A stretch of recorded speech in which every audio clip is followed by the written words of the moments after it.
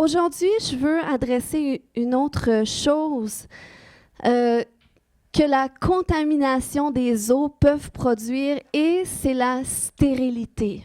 Et ça, j'ai pris ça, entre autres, dans le passage de 2 Rois 2, 19 à 21, où est-ce qu'on est à l'époque du prophète Élisée, lorsqu'il était à Jéricho, et à un moment donné, les eaux de la ville étaient malsaines, donc étaient non potables, encore une fois.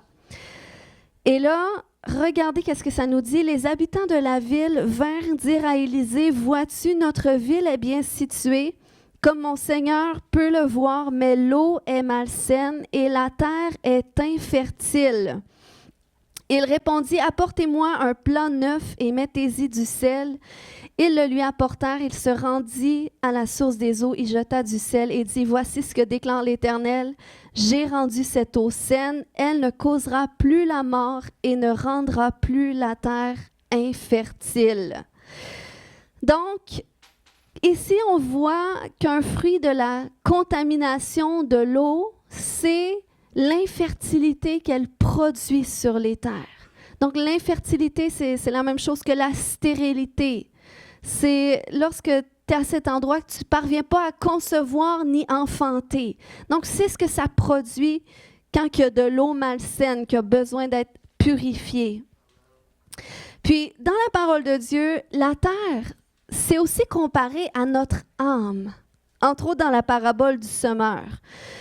Ça va dire, c'est toute une parabole pour imaginer que quand la parole de Dieu, la Bible, cette parole-là qu'on lit, qui est la parole de Dieu, Dieu a soufflé à travers ses écrits, eh bien, ça dit que qu'on va la lire, ou lorsqu'on va l'entendre, ou lorsqu'elle va être enseignée, si elle tombe sur un terre, sur la terre de notre âme, qui est soit endurcie un peu comme un chemin, ou encore qui est endurcie par des pierres ou par des ronces et des épines, eh bien, ça va dire que la semence qui va être semée, elle ne pourra pas finalement aller en profondeur dans la terre. Elle ne pourra pas prendre racine puis venir qu'apporter du fruit.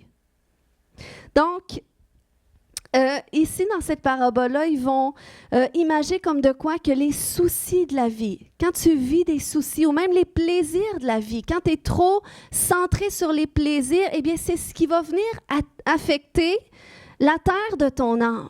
Donc, c'est pour ça, encore une fois, qu'on a besoin d'être nettoyé. On a besoin que Jésus vienne faire cette œuvre à l'intérieur de nous, parce que qu'est-ce que ça fait? C'est qu'on va être à cet endroit d'infertilité. On ne pourra pas porter de fruits pour l'œuvre du Seigneur. Puis, j'aimerais, dans cette même lignée, mettre en lumière 2 choses que la stérilité spirituelle attaque dans nos vies. Premièrement, c'est l'engagement dans notre marche avec Dieu, qui est quelque chose de vraiment primordial. C'est vraiment une base ce matin.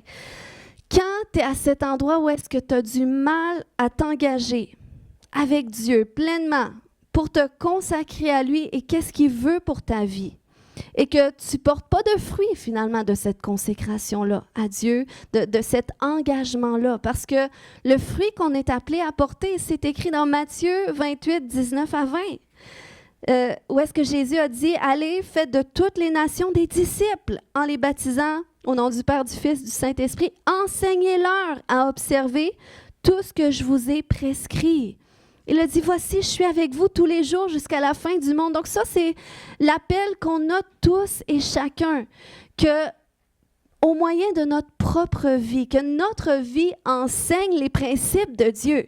Mais ça prend que nous, on commence par les mettre en application. Et ça commence dans un engagement avec Dieu. Si on s'engage pleinement avec Dieu, eh bien, il va transformer notre vie. Et le fruit de la transformation, eh bien, ça va se reproduire chez les autres parce que les autres vont voir les changements, les autres vont questionner notre vie et c'est là qu'on va enseigner. Qu'est-ce que Jésus nous a prescrit? Qu'est-ce qu'il fait dans notre vie?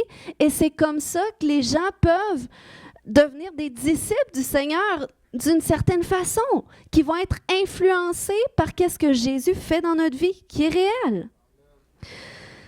Mais si tu es à cet endroit que tu vacilles dans ton engagement avec Dieu, que tu ne rentres pas pleinement dans qu'est-ce qui t'appelle, eh bien, ça peut être parce que tu es affecté par la stérilité spirituelle à cause d'une contamination dans ton âme. On a vu que les mauvaises paroles, ça contamine l'âme. Ben, ça ajoute à la contamination parce qu'on va voir finalement que la bouche parle de qu'est-ce qui est déjà dans le cœur. Donc, quand tu as des blessures non traitées, ça contamine ton âme. Le péché, quand tu entretiens des péchés, ça contamine ton âme. Tout ce qui devient une idole dans ta vie. Donc, c'est pour ça que la parole de Dieu va nous dire dans Actes 3, 19, si tu veux vivre des changements dans ta vie, repens-toi et convertis-toi. Ça veut dire détourne-toi de tes mauvaises voies, puis engage-toi avec Dieu pour que tes péchés soient effacés, afin que des temps de rafraîchissement viennent de la part du Seigneur. Donc, ton premier engagement, c'est vraiment à l'égard de Dieu, de chercher à être son disciple, de chercher à marcher avec lui selon ses principes, selon son cœur et sa volonté. Puis, en étant son disciple, comme je disais tout à l'heure, tu vas finir par te reproduire. Ce n'est pas quelque chose que tu vas forcer, c'est que ça va se faire tout seul parce que tu vas porter du fruit. Et tu vas porter du fruit en fonction de ta personnalité, puis en fonction des dons que Dieu t'a donnés aussi. Porter du fruit, on ne peut pas dire « Ah, ben telle personne, c'est exactement ça, porter du fruit, c'est mon modèle, je dois être comme ça. » Non, notre modèle, on le voit à travers les Écritures. Ça, c'est le modèle qu'on doit suivre. Puis de la façon qu'on l'exprime, c'est propre à chaque personne. Selon notre personnalité, Dieu va nous utiliser, il va passer par nous pour faire une différence. Puis, c'est ça finalement, porter du fruit pour le royaume. Dans la parole de Dieu, on voit qu'à un moment donné, Jésus avait réprimandé les religieux de son époque, qui ne comprenaient pas la responsabilité qu'ils avaient à l'égard de Dieu de porter du fruit. Bon, ils ne connaissaient pas vraiment Dieu personnellement non plus. Mais c'est comme Jésus va partager une parabole qui démontre que finalement, les religieux voulaient garder pour eux les fruits. Fait que c'est comme, dans leur façon de se comporter, il n'y avait pas d'opportunité pour les gens ni de rencontrer Dieu, ni d'être sauvés. C'est ça, porter du fruit. C'est que ta vie va être une opportunité pour d'autres, de saisir cette perche-là jusqu'à Dieu. Puis regardez qu'est-ce que Jésus leur a dit dans Matthieu 21, 43. Il a dit, « Voilà pourquoi je vous déclare que le royaume de Dieu vous sera enlevé et sera donné à un peuple qui en produira les fruits. » Donc, Dieu t'a appelé à porter du fruit selon qu'est-ce qu'il t'a confié. Mais si tu veux servir Dieu, tourner vers tes intérêts personnels, eh bien, ça peut arriver que tu ne portes pas beaucoup de fruits. Je vous donne juste un exemple de ma vie personnelle. C'est comme, ça fait un certain temps que Dieu m'a demandé de commencer à faire des lives sur Internet. Puis, honnêtement, je ne sais pas si c'est positif, non? non, c'est parce qu'on a parlé tantôt. Il m'a demandé à faire ça, puis ça fait un bon bout. Bon, il y a d'autres personnes qui me l'ont dit, je sens ça avec ta vie, que Dieu veut faire ça. Puis, moi aussi, tu sais, je sens cet appel-là. Mais j'ai été un bon bout de temps à dire, ça ne me tente pas. Je regarde les gens qui font des lives, je les trouve super bons, mais moi, je me dis, il me semble que ce n'est pas mon style. Moi, être devant une caméra, de parler à un public que je ne vois pas, ça ne me tente pas. Puis, c'est là que Dieu a commencé à me parler. Parce que, bon, pourquoi je me sens aussi appelée à faire ça, c'est que j'ai beaucoup de demandes. Des gens même qui nous écoutent, qui écoutent nos enseignements partout dans la francophonie. Et j'ai des demandes, mais je ne peux pas rencontrer tout le monde, prier pour tout le monde. Mais d'avoir cette plateforme-là où est-ce que les gens pourraient arriver avec leurs besoins puis prier comme ça. Donc, c'est là que Dieu a commencé à éveiller à l'intérieur de moi qu'est-ce que je pourrais faire. Mais là, à un moment donné, j'étais à cet endroit, ça ne me tente pas. Puis là, Dieu a commencé à me parler puis à me dire, si le fait que je t'appelle à faire des lives, c'est tourné vers tes intérêts personnels, eh bien, c'est validé, le fait que ça ne te tente pas. Mais par exemple, si tu changes ta perspective un instant et tu la tournes vers moi, si plutôt tu le ferais avec moi pour l'intérêt du royaume de Dieu, pour l'intérêt des âmes qui peuvent être touchées, là, j'ai commencé à dire, ouais, c'est vrai que ça fait du sens. C'est vrai que moi, personnellement, pour mes intérêts, je n'ai pas d'intérêt à faire ça. Mais pour l'intérêt des gens qui peuvent être touchés par le Seigneur, ça a tout son sens. Donc, ce matin, je veux encourager quelqu'un parce que peut-être que Dieu t'appelle à faire quelque chose de particulier. Peut-être même c'est de mettre sur pied un projet. Peut-être c'est de mettre sur pied même une entreprise. Mais tu commences à trouver toutes sortes de raisons. Ah, j'ai pas le temps, il me manque des ressources, ah, ça me tente pas tant que ça finalement. J'ai ma routine, tout ça. Mais Dieu t'appelle quand même. Puis si tu commences à détourner ta perspective de toi, de tout ce que tu peux voir comme des limitations et tu la tournes vers Dieu, et que tu réalises comment est-ce que des gens qui peuvent être rejoints parce que tu vas mettre sur pied, que des besoins qui peuvent être répondus, eh bien, ça va changer ta perspective. Et c'est comme ça que Dieu veut qu'on porte du fruit aussi pour son royaume.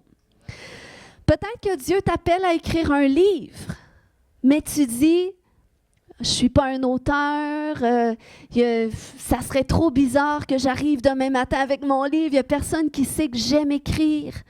Donc, je ne le ferai pas. Mais si tu commences à détourner ta perspective de toi, puis tu commences à regarder à Dieu et à tous les gens qui pourraient être touchés par qu'est-ce que tu vas mettre par écrit, que ce soit un témoignage, une expérience de vie ou peut-être un livre pour enfants, que des gens qui peuvent être touchés par ça, détourne ta perspective de toi, puis ça va t'aider à porter du fruit pour le royaume de Dieu. Amen. Dieu va donner son royaume à un peuple qui va en porter les fruits. Et pour porter du fruit, on doit se séparer de notre culture de stérilité, de cette culture qui nous fait voir qu'est-ce qu'on n'a pas, plutôt que qu'est-ce qu'on a, qu'est-ce que Dieu nous a confié.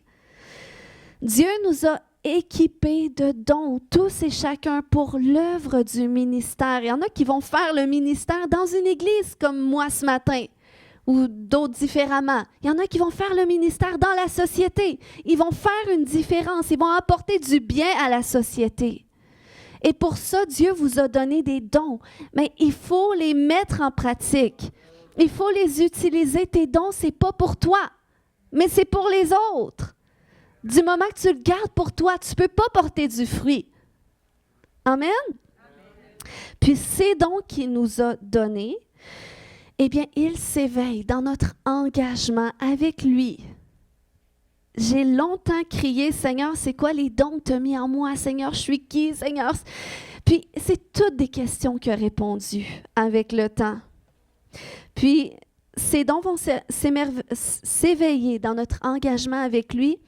Et parfois, ça peut nécessiter soit une consécration, dire « Seigneur, je veux vraiment te donner toute ma vie, c'est le premier pas » ou « Seigneur, je veux te reconsacrer ma vie, je veux te redédier ma vie, je veux que tu sois au centre de ma vie et là, maintenant, je veux suivre tes instructions, je veux vraiment me connaître moi. » Parce que quand tu apprends à connaître Dieu, tu apprends à te découvrir toi aussi, à découvrir qui il a fait de toi. Si je serais la même fille que j'ai été avant de rencontrer Jésus, croyez-moi, je ne serais jamais devant vous. Parce que j'étais la fille définie en fonction de mes expériences de vie et de mon éducation et de toutes les choses qui ont pu m'affecter négativement. Et c'est sûr qu'avec tout le bagage que je portais, j'aurais jamais été capable d'être comme ça devant vous. Mais parce que j'ai appris à me libérer de tout ce que je portais, et à poursuivre le Seigneur Jésus, poursuivre la connaissance de lui, eh bien, il m'a amené aussi une révélation de qui je suis. Et j'apprends encore à me découvrir en lui. Mais je sais que je suis dans le bon chemin pour le bien que ça apporte dans ma propre vie en premier. Amen.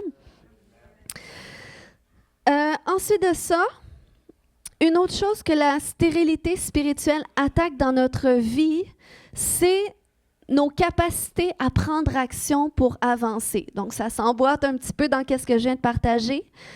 Mais ce matin, j'aimerais que tu réalises, OK, que si Dieu t'a appelé à lui, c'est qu'il te fait assez confiance pour te rentrer dans son équipe de gestionnaires. Réalise-le ce matin, OK? Premièrement, il t'appelle. OK? Choisis un moment opportun pour te montrer, « Hey, je suis vivant. Je suis vivant. Tu n'es pas venu sur la terre comme ça par hasard. C'est parce que moi, j'ai voulu que tu sois là. C'est pour un plan. Parce qu'il y a des choses que j'ai mis en toi qui font de toi une personne unique. » Donc ça, c'est le premier. OK? C'est de réaliser l'appel de Dieu, de répondre à son appel. Puis ensuite, quand tu réponds à son appel de te donner à lui, eh bien là, tu rentres dans cette découverte de ta mission. Et là, c'est comme ça que tu deviens un gestionnaire pour Dieu et il ne te laisse pas seul. Il dit, je ne vous laisserai pas orphelin, je vais vous envoyer quelqu'un pour vous aider. Le Saint-Esprit, l'Esprit de Dieu qu'on a chanté ce matin, c'est lui notre coach. Et il est là pour nous donner des capacités. Donc, on a déjà peut-être des bonnes capacités. Peut-être qu'on est déjà assez intelligent, assez sage. Mais il vient rehausser tout ça. Il vient l'amener à un autre niveau. Puis, il nous donne ces capacités-là pour remplir des fonctions en fonction de qu'est-ce qu'il nous demande de faire. Puis, il nous donne aussi un manuel de formation. Donc, on n'est pas seul, OK? Il nous appelle, puis il nous fait confiance. Il dit, va avec ça, va avec le manuel de formation, va avec le coach et vas-y. Et là, on apprend autant dans la formation que dans la pratique aussi. Puis des fois, on va se tromper, ça fait partie de la formation. Il nous laisse aussi nous tromper parfois pour qu'on apprenne. Et la beauté des choses, c'est qu'il nous laisse faire les choses à notre rythme. Il nous laisse cheminer à notre rythme. Mais là, vois-tu, dans la parabole des talents, que je ne lirai pas tout ce matin, mais si vous voulez relire, je vous invite à le faire. Jésus va donner un exemple. Okay? Il va parler de Dieu comme un maître qui établit des gens, en fait, qui va aller chercher ses serviteurs, qui va leur remettre des talents. Bon, les talents, c'est une unité de masse de monnaie. À l'époque, c'était ça. Donc, à un, il va dire, tiens, je te donne 5 talents, va le faire fructifier et je vais revenir au bout d'un certain temps, voir qu'est-ce que tu as fait avec. À l'autre, il va donner 2 ou 5, je ne sais pas, je crois que ça varie. Il y a 2 paraboles similaires, 5 talents, 2 talents, 1 talent. Oui, c'est ça.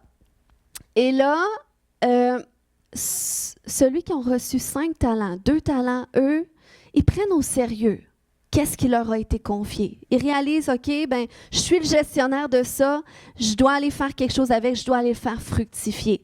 Donc, au bout du compte, la Bible va nous dire qu'ils ont fait multiplier qu'est-ce qui leur avait été confié. Et là, le maître arrive, va dire, « Wow, bon et fidèle serviteur, rentre dans la joie de ton maître, tu as été fidèle dans peu de choses, je vais te confier des grandes choses. » Mais là, tu as celui qui en a un seul.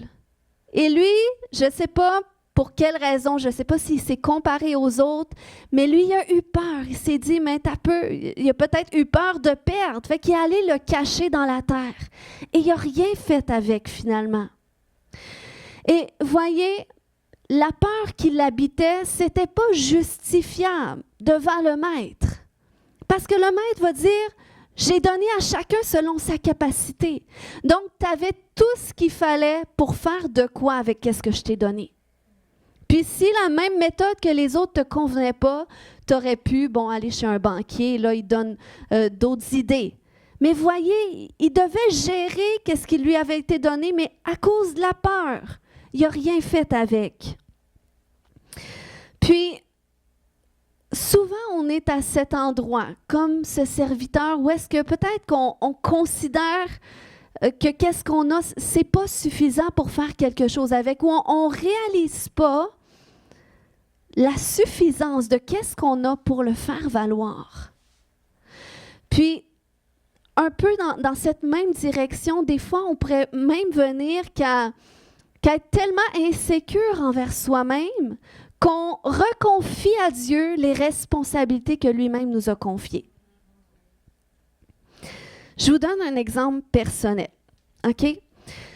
Vous savez, Dieu m'a placé comme responsable de cette Église, évidemment, puis il est arrivé certains moments que je luttais fortement avec l'indécision. Même pour des choses pas si grandes que ça. Des fois, que ce soit comment aborder une certaine situation, qui mettre en charge d'un certain service, qui inviter, tu sais, des choses comme ça que je pouvais passer des jours et des semaines à demander au Saint-Esprit qu'est-ce que je dois faire. Et je luttais tellement avec l'indécision que, tu sais, parce que c'était long avant que j'entende une confirmation de Dieu, que là, j'étais découragée. J'étais là, Seigneur, pourquoi tu ne me parles pas? Pourquoi c'est pas clair?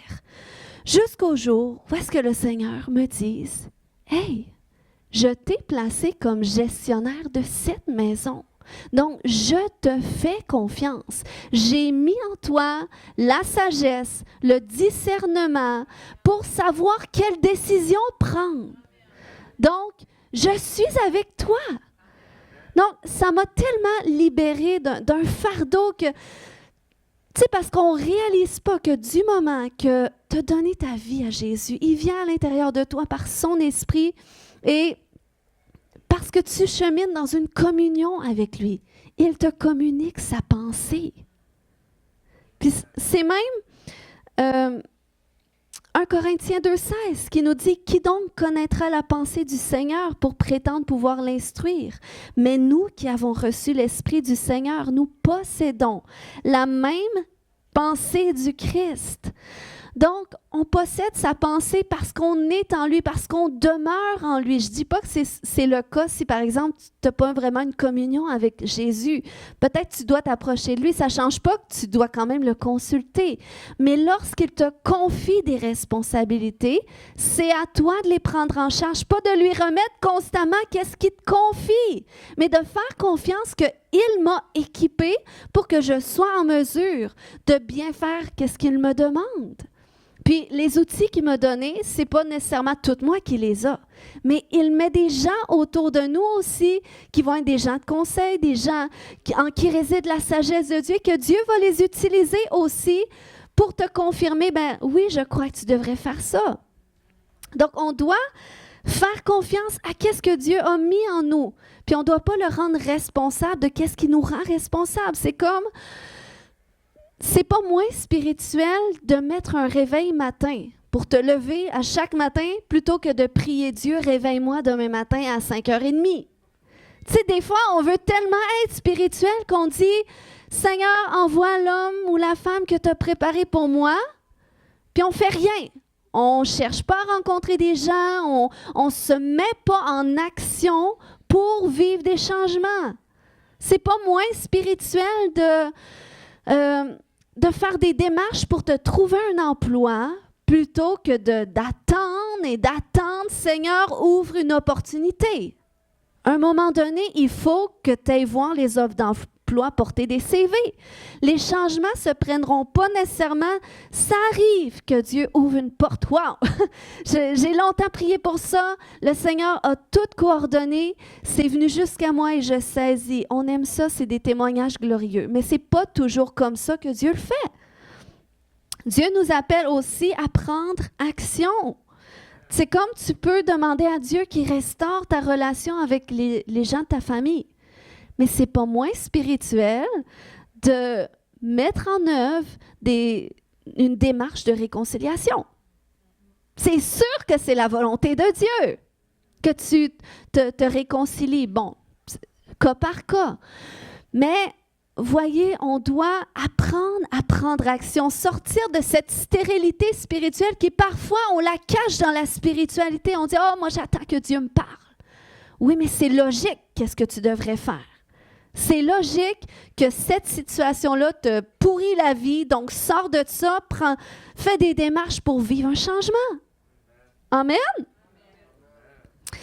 Donc, des fois, on veut tellement être spirituel qu'on veut que Dieu fasse les choses à notre place. Mais finalement, au lieu que ce soit vu comme de la spiritualité devant Dieu, c'est vu comme de la paresse, comme ce serviteur qui n'a rien fait. Tu sais, des fois même, on voudrait que Dieu nous ouvre la bouche pour parler. Seigneur, toi-même règle ça, c'est compliqué. Mais il dit non, toi parle, parce que je suis avec ta bouche. Donc, nous-mêmes, on doit prendre action, on doit ouvrir la bouche. Si on veut voir des changements, Seigneur, fais un changement. Non, que cette situation-là qui amène la destruction maintenant, quitte. J'appelle la vie. Donc, c'est ce que même Élie, le prophète, a fait un jour. C'est lui-même qui l'a dit, il n'y aura pas de pluie dans ton pays jusqu'au jour où est-ce que je vais le décider. À moins que je le décide, la Bible va nous dire. Et ça nous montre que c'était la décision d'Élie. Mais Dieu était derrière sa décision. Pourquoi il était derrière sa décision? Parce que Élie marchait dans le mandat de prophète que Dieu lui avait donné.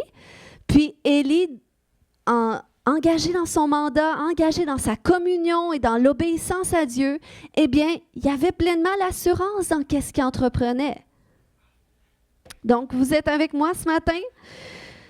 Alors, c'est par la foi, à travers notre communion avec lui, qu'on doit prendre action pour concevoir les visions et les pensées qui sont dans notre cœur. Des fois, on reçoit tous les détails du Seigneur, mais d'autres fois, c'est nous qui devons s'asseoir et concevoir les choses, les mettre sur papier. On doit être un peu comme le designer ou comme l'architecte. Amen.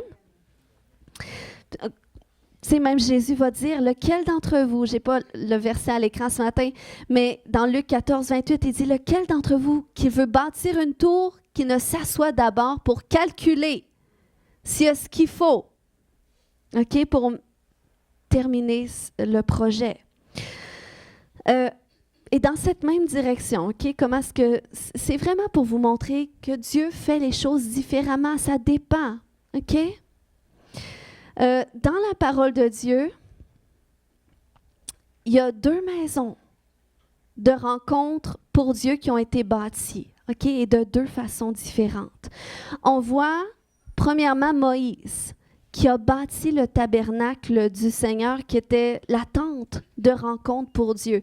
Et quand tu vas lire cette histoire-là, tu vas voir qu'il a reçu étape par étape toutes les instructions en détail de comment ça doit être. Mais un petit peu plus tard, à travers les années, tu as David, le roi, qui voulait de sa volonté, par amour pour Dieu, il voulait bâtir un temple à Dieu. Donc, ça a été différent. Vous voyez, même le prophète dans 2 Samuel 7.3 va dire à David, « Va et réalise les projets qui te tiennent à cœur parce que l'Éternel est avec toi. » Donc, c'était un projet que David avait à cœur parce qu'il aimait tellement Dieu. Il dit, « Moi, je rêve d'avoir un endroit où est-ce que la présence de Dieu va habiter, où est-ce que je vais pouvoir adorer Dieu. » Et Dieu a été derrière ce projet. Et même on va voir dans la suite que David lui-même a tout conçu les plans. Mais vous voyez, parce qu'il était encore une fois dans cet endroit de communion avec Dieu, qui était engagé avec Dieu, eh bien, Dieu était derrière ses idées. Lui-même, il avait des propres idées selon qu'est-ce que Dieu avait mis dans son cœur. Mais parce qu'il était aussi obéissant à Dieu, dans une communion avec lui, à un moment donné, Dieu va arriver au moyen du prophète, il va lui dire, écoute, c'est super ce projet de temple-là, mais ce n'est pas toi qui vas le bâtir, par exemple, c'est ton fils. Et il a simplement obéi. Mais c'est là que s'accomplit la parole de Proverbe 19, 21 qui dit qu'il y a dans le cœur de l'homme beaucoup de projets. C'est bien qu'il y ait des projets dans ton cœur. Mais c'est le dessein de l'Éternel qui s'accomplit. Ça, c'est encore mieux. On aime mieux ça parce qu'on n'aime pas entreprendre des choses nécessairement que ça aboutit pas non plus. Mais des fois, c'est des chemins qu'on emprunte qui nous permettent d'apprendre aussi. Mais même si c'est le dessein de l'Éternel qui s'accomplit en bout de ligne, ça ne veut pas dire qu'on ne doit rien faire. Ça ne veut pas dire qu'on ne doit pas entreprendre des choses et attendre. Non, tu dois prendre qu'est-ce que tu as reçu puis voir comment tu peux le faire fructifier. Parce que s'engager avec Dieu, c'est aussi de concevoir, de calculer, d'être prêt à prendre des décisions, puis prendre action en fonction de ce que tu portes en toi, comme mission, comme vision et comme projet. Ne remets pas à Dieu les responsabilités que lui-même t'a données. Amen. Vous êtes réveillés? Donc, la création, la Bible va nous dire que la création attend avec un ardent désir la révélation des fils et des filles de Dieu. Et vous savez, c'est aussi la révélation de ceux qui sont l'expression de Dieu. Savez-vous que tous et chacun, vous êtes une expression de Dieu? Moi, je ne porte pas à moi seule l'expression de Dieu. Ce n'est pas parce que je suis pasteur comme titre que je suis l'expression parfaite de Dieu. Je le suis en partie. Mais vous l'êtes tous et chacun une expression de Dieu. Et c'est ça la beauté de quand on se réunit ensemble. C'est pour ça que c'est important de développer des relations les uns avec les autres. Parce que quand on apprend à se connaître, on découvre aussi comment est-ce que Dieu est à travers l'autre personne. Amen. Donc, je veux vous encourager ce matin à prendre action avec qu'est-ce que Dieu vous a donné, à faire confiance avec qu'est-ce qu'il a mis en vous. Parce que c'est une façon d'aller à contre-courant de la culture de stérilité dans laquelle nous vivons. Puis, je termine avec cette histoire ce matin. Vous savez, la raison pourquoi le peuple d'Israël, à l'époque de Gédéon, j'ai partagé ça il y a quelques temps, la raison pourquoi il n'y avait plus de qualité de vie, à l'époque où est-ce qu'il était oppressé par les Madianites. Oui, c'était parce que, les Madianites rendaient leurs conditions de vie difficiles. Mais au-delà de ça, c'est qu'ils sont devenus aussi sous le contrôle et sous la peur envers les Madianites. Donc, c'est comme si ils sont venus qu'à être emprisonnés dans la peur. Donc, c'est pour ça que même la Bible nous démontre qu'ils habitaient dans des grottes, qui devaient se cacher. Puis des fois, on vit notre vie comme ça à cause des oppressions qui sont fortes, à cause des difficultés. Puis c'est comme si finalement, ils sont devenus paralysés et infertiles. Ils ne portaient pas de fruits. Même le peu de fruits qui arrivaient, tout de suite, ils venaient le voler. Mais pour les vaincre, à un moment donné, il a fallu que Dieu suscite un homme qui oserait aller les confronter. Puis quand Gédéon s'est levé, selon l'appel de Dieu, eh bien, leurs conditions n'avaient pas changé. Les Madianites n'étaient pas rendus moins forts. L'oppression était encore autant présente. La peur, c'était leur réalité. Mais il s'est levé quand même. Il est allé à contre-courant de ça pour aller confronter ses oppresseurs. Donc, il faut comprendre parce que combien d'entre nous, parfois, on attend que nos conditions de vie changent pour prendre action. Lui, il a pris action avant que sa condition de vie change. Et il a suivi les instructions de Dieu. Dieu lui a dit, sors de ta captivité, sors de ta mentalité de petitesse. Finalement, je paraphrase, mais quand il est venu le visiter, parce que lui, il voyait comment ce qui était le plus petit d'entre tous, il n'y avait pas ce qu'il fallait. Mais Dieu a commencé à dire, non, tu es un vaillant héros, tu es un vaillant guerrier. J'ai mis qu'est-ce qu'il faut en toi pour aller vaincre ces oppresseurs-là. Donc, il a dit, sors de cette mentalité, réalise qu'est-ce que tu portes en toi. Ensuite, une des premières instructions, il dit, va démolir l'autel du dieu Baal qui appartient à ton père. Donc, en d'autres termes, c'était comme, va avec qu'est-ce que tu portes et là, maintenant, va apporter la délivrance à ta famille. Va délivrer ta famille, ensuite, tu vas pouvoir délivrer la nation. Donc, vous voyez, des fois, on aimerait ça que nos circonstances se règlent vite comme ça. Mais il faut qu'on apprenne il faut qu'on réalise à la base qui Dieu est et qui nous sommes selon sa perspective à lui. Qu'est-ce qu'il a mis en nous? Puis, il faut qu'on saisisse notre propre délivrance. Il faut qu'on se lève à contre-courant de nos insécurités, de nos peurs, de nos limitations, qu'on les vainque pour qu'on puisse gagner en autorité pour vaincre aussi les combats de notre famille, pour vaincre aussi les liens qui tiennent en captivité nos familles.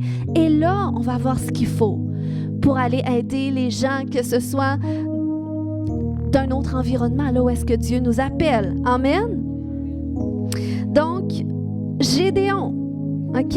Il est avancé à contre-courant de la peur pour aller vaincre ses oppresseurs. Il est passé d'un esclave à un guerrier en un instant parce que décidé de s'engager avec Dieu, avec son plan et sa parole. Il a suivi ses instructions. Puis il a cessé de regarder à qu'est-ce qu'il n'y avait pas ou ses limitations. Il a commencé à regarder à qu'est-ce que Dieu disait. Et Dieu, regardez qu'est-ce qu'il lui a dit dans Juge 6,14. Il n'a pas dit « Je vais tout faire pour toi. » L'Éternel se tourna vers lui et dit « Va avec cette force que tu as. » Il dit « En toi, j'ai mis ce qu'il faut pour qu'il y ait un changement dans cette circonstance. Va avec la force que tu as et délivre Israël des Madianites. N'est-ce pas moi qui t'envoie? » Il y a d'autres versions qui disent je suis avec toi pour les délivrer. Donc, c'est ce que le Seigneur dit. Si tu veux sortir de la stérilité, de l'infertilité, de tout ce qui te paralyse, il va falloir que tu te lèves à contre-courant de tes peurs, de tes insécurités et que tu ailles vaincre tes oppresseurs. Amen. On a tous des ennemis qui cherchent à nous combattre, mais on doit apprendre à mener le combat. Ils s'en iront pas tout seuls et c'est pas nécessairement les autres qui vont le faire pour nous. Il faut qu'on apprenne à le faire. Puis c'est lorsque tu le fais que là où est-ce que tu voyais un désert, il va commencer à y avoir des fleuves d'eau vive. Ta perspective va changer parce que là, tu commences à regarder à Dieu et là, tu commences à voir Dieu à l'œuvre. Amen. Et il dit dans Ésaïe 43, 19, « Voici, je vais faire une chose nouvelle sur le point d'arriver. » Il dit ça ce matin. « Ne la connaîtrez-vous pas? Je mettrai un chemin dans le désert et des fleuves dans la solitude. » Vous savez, solitude, ça veut dire terre de désolation, terre infertile. Là où est-ce que c'était infertile, là où est-ce que tu portais pas de fruits, là où est-ce que tu étais stérile, peut-être paralysé par la peur, peut-être paralysé par tes circonstances, parce que tu commences à regarder à Dieu, à te confier en lui, puis à faire confiance qu'il a mis ce qu'il faut en toi pour surmonter ces circonstances. Eh bien, Dieu il dit que ces fleuves arrivent, que lui-même va commencer à agir. Amen. Dieu est réel. Et je veux t'encourager ce matin en te disant de ne pas attendre de sortir de tes déserts pour commencer à faire quelque chose. Attends pas que ta condition change, mais dans ta condition, telle que tu es, malgré qu'est-ce que tu vis, commence à te lever avec le Seigneur. Et tu vas voir qu'il va te relever et qu'il va te sortir de tes circonstances. Et là où est-ce que peut-être tu as vécu, tu es allé peut-être dans des bas-fonds, ou peut-être tu es encore présentement au fond de certaines circonstances que tu ne vois pas le bout de t'en sortir. Là où est-ce que tu étais peut-être oppressé comme le peuple d'Israël devant les Madianites. Non seulement le Seigneur va t'en sortir, mais il va faire de toi aussi un expert pour aider d'autres à sortir de ce même type de situation-là. Est-ce que tu le crois ce matin? Commence à penser à tes circonstances qui sont difficiles. Réalise que si tout ça t'arrive, c'est pas pour que tu meurs là-dedans. C'est pas pour que ta vie finisse là-dedans. Mais c'est pour que tu t'en sortes et que tu débloques les clés pour que d'autres s'en sortent. Parce que exactement, il y a des gens qui vivent exactement la même situation que toi, ailleurs, qui crient aussi après des clés. Mais la différence, c'est que quand Dieu est avec toi, c'est plus facile de passer à travers tes circonstances. Il va te donner son soutien. Il va te donner des instructions. Il va te donner une force. Amen. Et je veux déclarer ce matin qu'autant qu'on a été un peuple généralement stérile pour l'œuvre du royaume, bloqué par nos peurs, autant qu'on va être un peuple qui va porter du fruit glorieux de qui Dieu est. Amen. Ésaïe 54, 1 nous dit ce matin, « Et prenez-le comme une parole de sa part. Il dit, réjouis-toi stérile, toi qui n'enfantes plus, fais éclater ton allégresse et ta joie. Toi qui n'as plus de douleur, car les fils de la délaissée seront plus nombreux que les fils de celle qui est mariée, dit l'Éternel. Élargis l'espace de ta tente. OK, des fois, c'est symbolique. Élargis même ta mentalité, ta façon de voir les choses. Qu'on déploie les couvertures de ta demeure, ne retiens pas.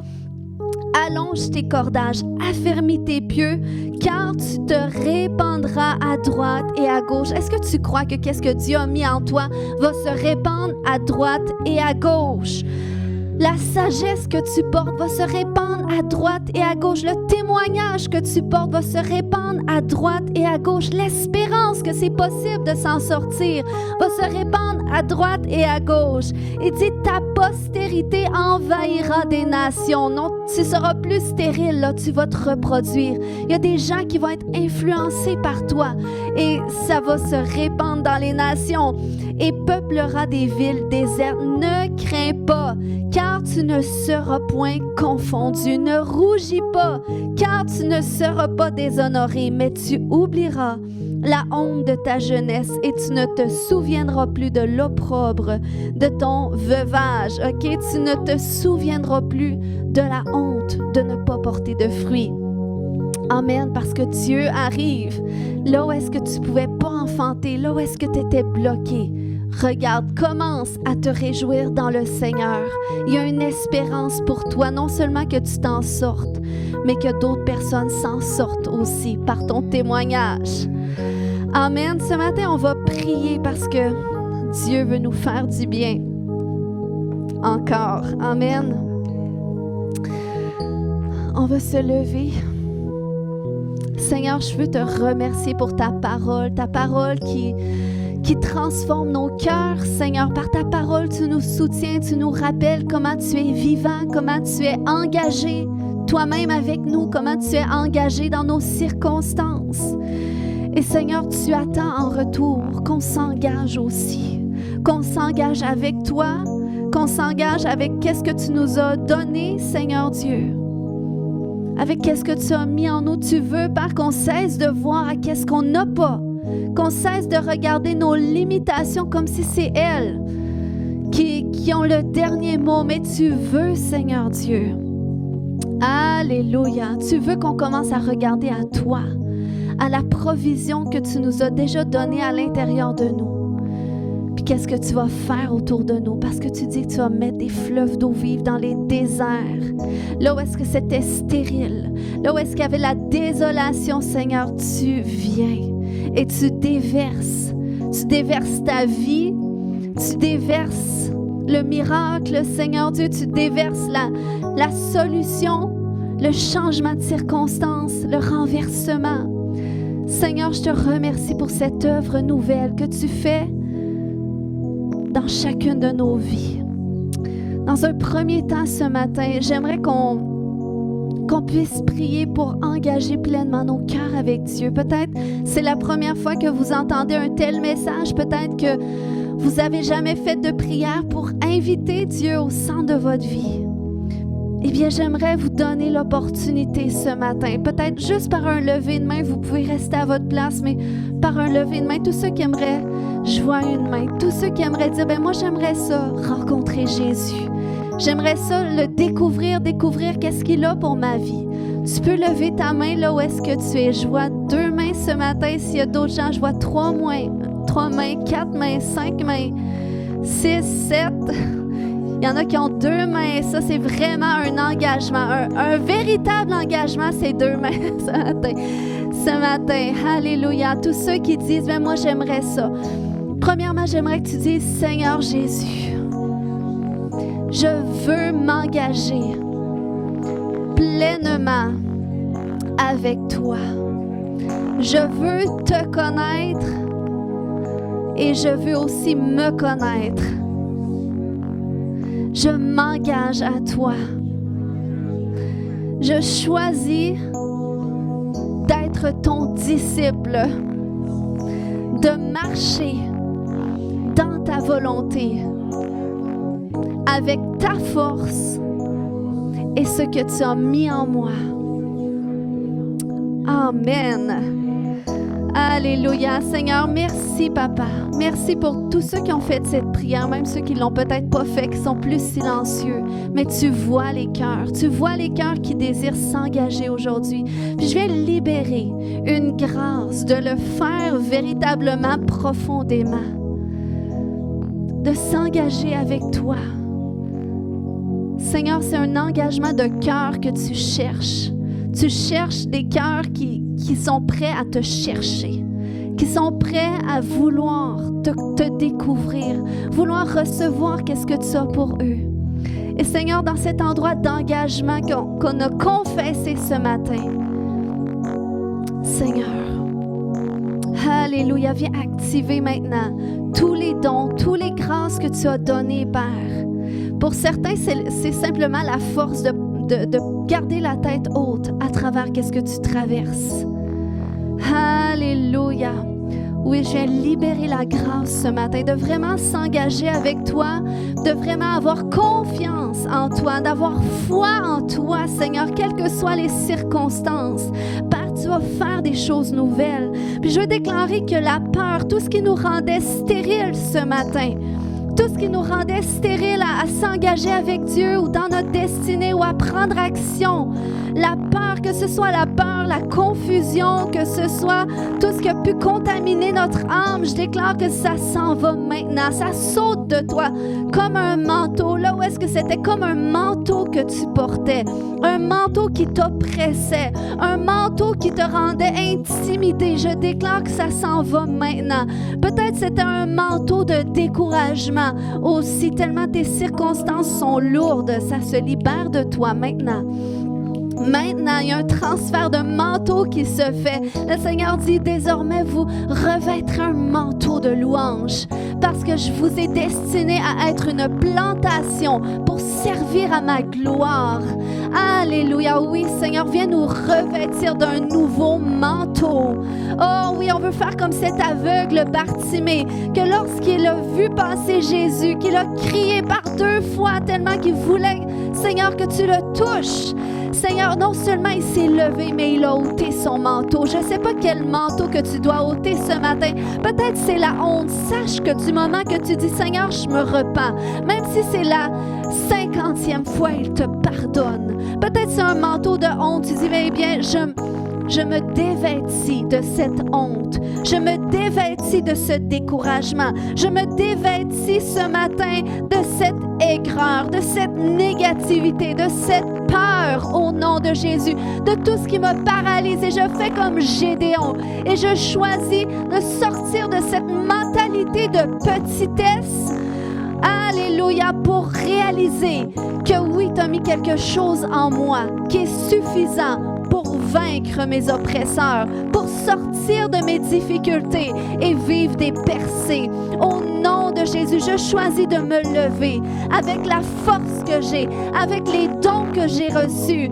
Oh, Saint-Esprit, Saint-Esprit, oh, active en nous, active qu'est-ce que tu as mis en nous, au nom de Jésus, afin qu'on trouve le courage et la force et le zèle de vraiment s'engager.